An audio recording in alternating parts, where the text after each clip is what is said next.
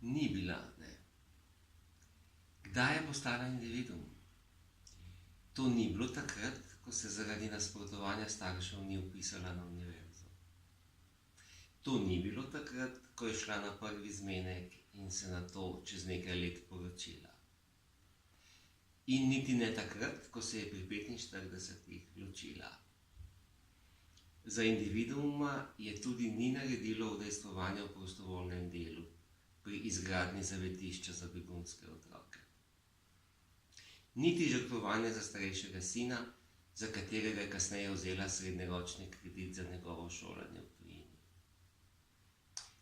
Ampak individuum je začela postajati takrat, ko svoji materi ni povedala, da se ji ne čuti več podobna.